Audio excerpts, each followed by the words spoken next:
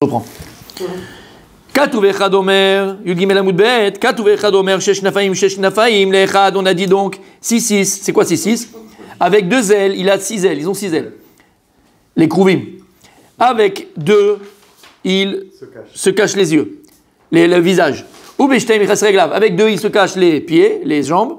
Ou Beshtaim Yofef, et avec 2, il vole. C'est une image, hein, tout ça. Ok. On avait expliqué, messieurs, celui qui était là au cours qu'on a fait, le Shem Membet, le Shem de Dieu 42, le Shem 42, le nom de Dieu 42, Membet. Voilà, Bam. On avait expliqué que tu le retrouves où, mon tzaddik? Anna Bechoach. Oh là là, c'est un cri de sang. Respect, s'il vous plaît. Donc on le retrouve dans Anna Bechoach. Vous vous rappelez? Ok. Dans Anna Bechoach. Et pourquoi on le retrouve dans Anna Bechoach? C'est les initiales des 42 mots. Il y a 42 mots en tout. Qui fait monter 6 dans chaque. C'est les rachets des votes. Pourquoi Hachem 42? Bam.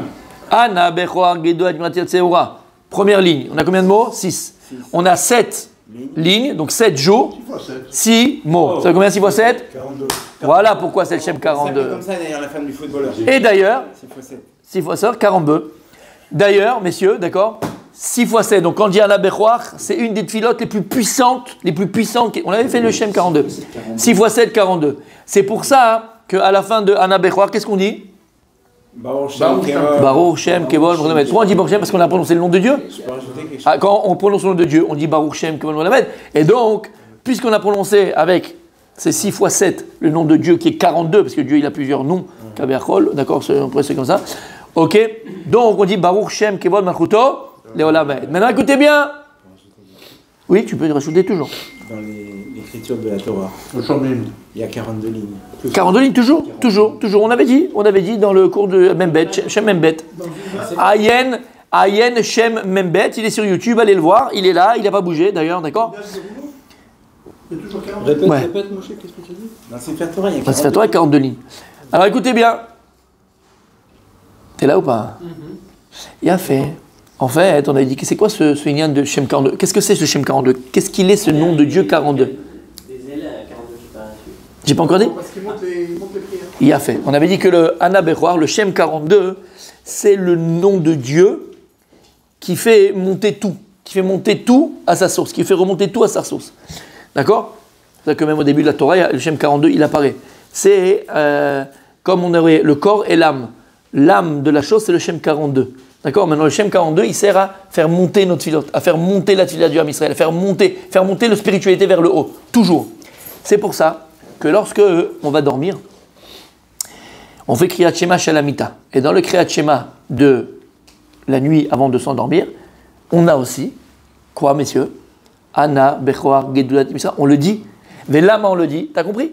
Puisque lorsqu'on va dormir, la Neshama, en tout cas l'étincelle de Neshama de la journée, elle remonte pour rendre des comptes par rapport à ce qu'elle a fait la journée. Qu'est-ce qui va lui permettre à la Neshama de remonter? Il faut un ascenseur. Dieu, il a créé un monde, pas au hasard. Dieu, il a créé un monde, mais soudar. Kula Bechokma Sita. C'est quoi l'ascenseur de la Neshama? C'est le Shem 42, le nom de Dieu 42. Et quand est-ce que tu vas le prendre pour ta Neshama, pour qu'elle puisse monter? Akriyat Shema Shelamita, quand tu vas dire Anna Bechoach. C'est ça qui va permettre à la Neshama de monter. Quel rapport avec les chérubins, les ailes de ces chérubins-là? Dit le Zohar Kadosh, qu'est-ce qui va faire monter cette filote? C'est les chérubins. C'est quoi les chérubins? Combien ils ont d'ailes? 6. Ils en ont 6. D'accord? Ces 6 ailes-là. 2, ils vont se faire, et les 2, ils vont les monter. Donc ces chérubins-là, d'accord, qui viennent tous les jours en vérité, ils ont 6 ailes, qui correspondent à ce qu'on va faire la nuit lorsqu'on dort. C'est eux qui vont faire monter la Neshama. Comment? Chaque jour. Non, chaque jour. C'est pourquoi il se cache les yeux. Alors ça c'est un autre inyan, on va en parler, d'accord? Mais ça c'est un autre inyan. Ok? C'est bon jusque-là? Il a fait. Alors il y a écrit comme ça, donc ils ont 6. Donc ça c'est Katouf, c'est le premier pasouk. Katouf echad omer, il y a un autre pasouk qui dit Ve'arba'a panim le'echat Ve'arba'a kenafaim la'echat la'em. Qu'est-ce qu'on voit ici? Ils ont 4 knafaim, il y a écrit Arba Panim, et il y a 4 knafaim. Toi, tu me dis qu'ils en ont Shesh, et là, tu me dis qu'ils en ont 4. Alors, c'est 4 ou c'est 6? Parce que les deux autres, c'est pas des knafaim peut-être. Il y en a deux qui Ça sont pas dépend. Knafayim. Là-bas, écrit Shesh Knafaim, hein? Ouais. Non, je sais pas. Alors c'est quoi d'après toi?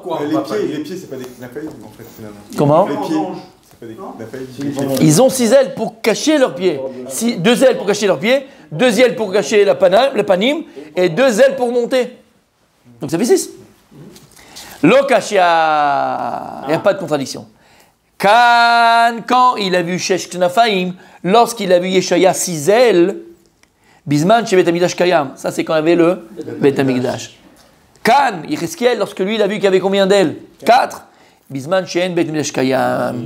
Kiviachol, Shenitma'atu, Kan Fe Achayot.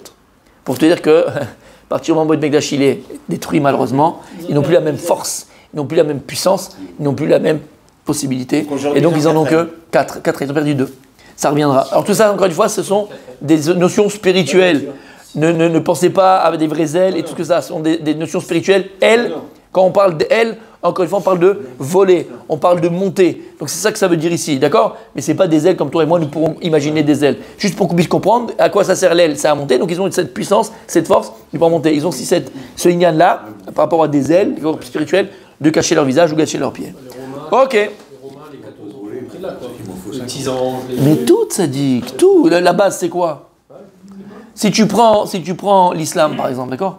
Tu vois toutes leurs lois, c'est les lois de la Torah. Il a des Mahomet, non mais même, si il y a des anges, mais il a tout pris, ils ont tout pris. Et eux plus encore, parce que et tu vois là, c'est non, ça veut dire c'est tellement bolette, comment on dit bolette?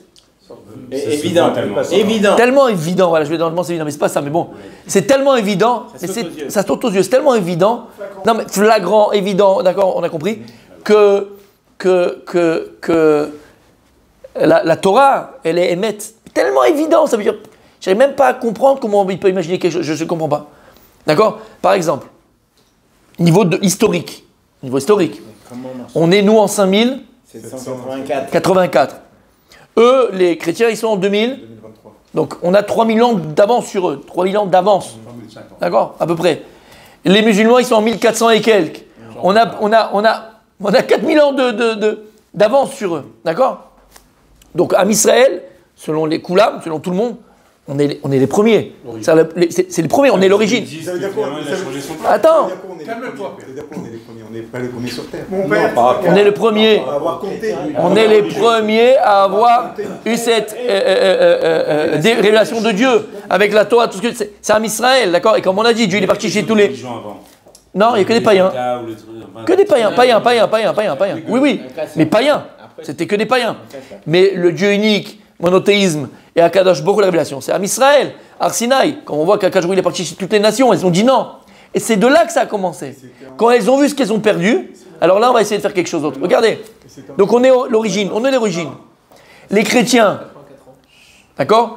C'est comme si le gars, il vient, il te dit, ouais, mais tu sais, toi, tu étais le fils de ton père, et il t'a donné l'héritage, et il t'a tout donné, puis un autre qui arrive après 50 ans, il dit, non, mais tu sais, papa, t'as jamais kiffé en fait. D'où tu sais, t'étais pas né toi encore. C'est-à-dire, lui, il a 5 ans, toi, tu en as 50 piges, il dit, ouais, mais papa, mais tu l'as même pas connu, papa. Tu l'as pas connu, papa. Pourquoi tu parles de papa? De qui tu parles? Par rapport à quoi? Ouais, mais t'as pas connu, papa. Et il va inculquer à ses enfants que finalement, son frère aîné, son père, il le détestait, et en fait, c'était le préféré. Mais quand t'es né, tu l'as pas connu. Papa, tu l'as pas connu. De quoi tu parles? Alors, il va changer. On a le Shabbat. On ne peut pas prendre le Shabbat. On va prendre le Shabbat. Le Shabbat, il est pris par les Juifs. Si on prend le Shabbat, c'est pas possible, c'est pas normal. Donc, qu'est-ce qu'on va faire? Vendredi. Comment? Le dimanche. Le jour après. Donc, on va pas le Shabbat. On va pas prendre le Shabbat. Les chrétiens, je parle. On va prendre le jour d'après, on va prendre le dimanche. Le Shabbat, il est pris. Maintenant, eux-mêmes, ils reconnaissent que le Shabbat, Dieu, il a créé le monde en 6 jours, le 7e, il s'est reposé, et que le 7e, il faut se reposer. J'ai entendu il n'y a pas très longtemps, il y a peut-être un mois, dans une petite vidéo comme ça, il y a des chrétiens, quoi. Et il y a il pose la question donc au curé, ou je ne sais pas comment il s'appelle, le prêtre, et il dit, oui, alors pourquoi, si on est, nous, le nouveau Israël, machin et tout, pourquoi nous, on ne fait pas le samedi? On ne fait pas Shabbat, puisqu'il y a écrit faire Shabbat, et on prend le samedi. Les évangiles, ils font. Ouais, exactement. Les catholiques, ils font pas, ils font le dimanche.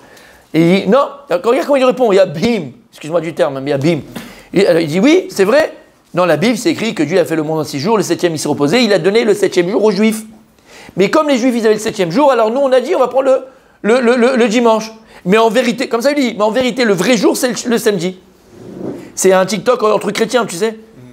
Mais le vrai jour, le gars, il dit, le vrai jour, c'est le samedi. Mais comme il était pris par les juifs, on a fait le dimanche. Et comme dimanche, il est collé au samedi, alors il y a encore un peu de samedi dans le dimanche. Comme ça, il explique. Il y a Brel. Ça, c'est les chrétiens.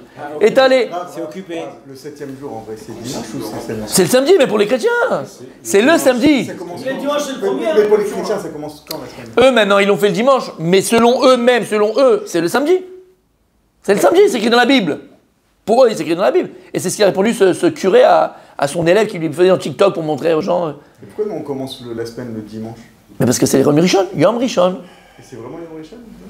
Mais comment Dieu il a créé le monde? T'étais pas à Bereshit avec nous? Comment Dieu il a créé le monde? Yom Rishon, c'est dimanche. Yom Sheni, c'est... D'accord? C'est ce que je t'explique. Même d'après les catholiques... Pourquoi les catholiques aussi ne font pas le premier jour le dimanche? C'est ce que je viens de dire. Ils font, mais du coup, ils ont décalé. C'est ce que je viens de te dire là. Là, je viens de l'expliquer. T'as pas compris ce que je viens de dire? C'est le 8e en fait.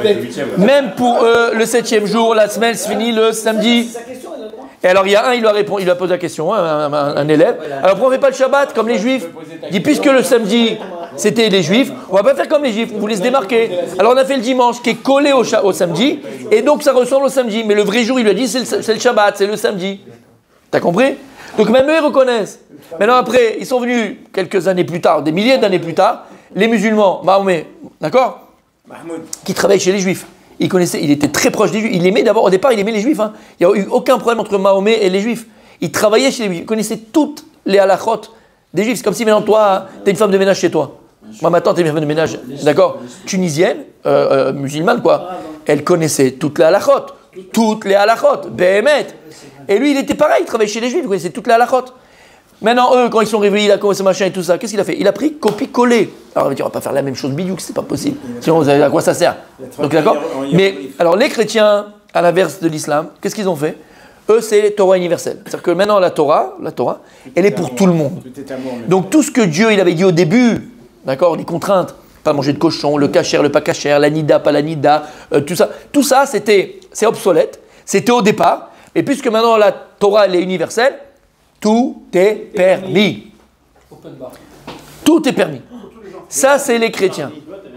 Plus de contraintes, parce qu'en vérité, qu'est-ce qui va... Mais c'est la vérité. D'accord? Quand tu prends la Torah, tu vas donner, tu leur dis, tu dis à un non-juif, voilà, c'est quoi la Torah? Ça donne pas très envie, tu vois, au niveau de la... comment on appelle ça? Non, pas au niveau... Voilà, ça paraît très beaucoup de restrictions, et beaucoup de dévotion, et beaucoup de ces choses. On ne veut pas, c'est pas pour nous. Donc, plus de barrières, tout est permis. À l'inverse, donc, il y a un Israël au milieu, et tu as les chrétiens qui sont à droite, on va dire, d'accord? À droite. Et là-bas, c'est à l'extrême. L'extrême, tout est permis. Il est arrivé un petit peu, un autre là-bas, il a dit, bon, eux, ils ont, et nous aussi, les Arabes, ils sont idolâtres, ils étaient idolâtres, les Arabes. C'était des idolâtres, d'accord? On va faire un nouveau truc, nous aussi, c'est le monothéisme pour et il est devenu croyant en Mahomet dans les maisons des Juifs. C'est comme ça qu'il a cru au Dieu unique. C'était un païen. Comme ça, il a cru au Dieu unique. Donc il a dit, boum, qu'est-ce qu'il a fait? Copie, coller. Maintenant, le samedi, il est pris. Qu'est-ce que je vais faire? Pourquoi entre nous, pourquoi maman il n'a pas pris le lundi? Prends lundi. Autour du Shabbat. Ben, le Hémet, je ne peux pas aller à 2 dieux Hémet, c'est pas possible. Donc je vais aller de l'autre côté. Je prends le vendredi, je vais me rapprocher le plus à la vérité. Je ne peux pas le c'est pour les Juifs. Donc je vais me rapprocher le plus du samedi. C'est quoi? C'est le vendredi. Mais même eux, ils savent que la semaine, c'est 7 jours. Et c'est le Shabbat qui se termine. Ils le savent très bien. Mais il est déjà pris par les Juifs. Donc je prends le vendredi. Mais eux, à l'inverse des chrétiens qui sont partis à l'extrême, où tout est permis, là, les musulmans, l'islam, elle est partie à l'extrême, entre guillemets, de la Torah. Kaviachol, c'est plus une Torah. Mais à l'extrême, où là, pratiquement tout est interdit. Tout est interdit. Et c'est le sang, et c'est le machin, et c'est la dureté. Ils ont nida, ils ont halal. Ils ont machin, ils ont tout, ils ont tout. Les jeunes, 40 jours. Nous, on a 3 filotes, 5 filotes, pas 3, 5 filotes par jour. 40 jours, il faut le ramadan, pas un jour Yom Kippour. 40. C'est 40 jours le ramadan. C'est 30 le ramadan? Et là. 10 jours de rattrapage, Ah voilà, je sais qu'il y a 30 plus 10, voilà. Non, c'est pour ça que j'ai 40. Parce que je sais qu'il y avait un truc avec 40, d'accord? La cache-route, c'est plus cool. Non, halal. Par rapport à ça, simplement. Par rapport à ça. Mais ils ont halal, ils ont les jours de jeûne, ils ont les flagellations. Tu les vois se flageoler dans leur des machins là. Ils ont la flagellation, ils ont toutes ces choses-là. Moudjahidine, quoi, pas shoot. Ils ont Nida, Vadaï, ils ont Nida. D'accord? Ils ont 30 jours par an. Non, mais ils ont mis d'accord. Ils ont 7 jours, ils font 7 jours. 7 jours, 7 jours, 7 jours. Ouais. D'accord, ils ont tout ça. Donc qu'est-ce que tu vois? Il faut tellement être bim, tellement être bim. Tu comprends? Tu vois bien que tout est entouré, tout est autour de quoi? De la Torah. Tout est autour de la Torah. Tout est autour de la Torah. Et tu vois que. Et donc l'équilibre, c'est qui? C'est Israël. Voilà, le Hémet, il est au milieu. Voilà, le Hémet, il est au milieu. Pourquoi on avait dit ça? Je ne sais plus, mais en tout cas, vous avez compris. Les anges, les ailes. Oui, tu parlais des anges et des machins, d'accord, avec les petits anges, avec les ailes, machin. Tout ça, c'est spirituel. Tout ça, c'est spirituel. Lucifer avec la corne, avec le machin et tout ça, c'est chrétien. Ça n'existe pas chez les juifs, ça. La fourche et tout ça, c'est chrétien. Ça n'existe pas, toutes ces choses-là dans la Torah. Ils ont pris texto les ailes comme on les voit. Il n'y a pas ce lien des ailes, mamash, c'est spirituel. C'est spirituel. C'est clair, la truc autour, là, le machin, l'auréole, tout ce que tu veux. D'accord, tout ça, il faut comprendre.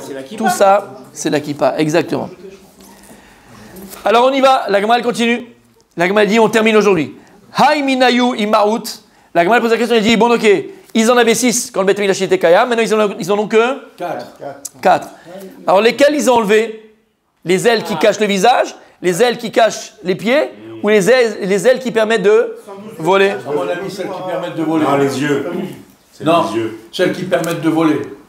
Amar Rav Hananel Amarav. Il y a une chance sur 3. Otan sheomrot shira baen. C'est les mêmes ailes avec lesquelles ils font la shira à Hachem.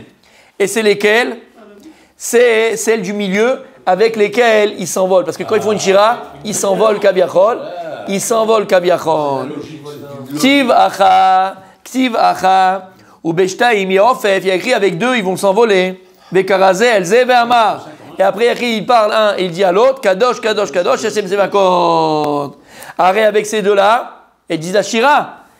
Uktiv, Enechabo ve'enenu, Otam, les mêmes ailes qui étaient, ve'enenu, elles ne sont plus là. Donc, quelles ailes ils ont perdu ces anges-là? Les ailes Emtsayot, celles du milieu, avec lesquelles ils pouvaient s'envoler quand ils disaient une Shira. On continue, on arrête là parce qu'après c'est un. Pas un autre sujet, mais c'est un. C'est inspiré de ça, Gad Elmaleh. Un petit chien humain, tu n'as pas d'aile. Normalement, c'est assuré de faire des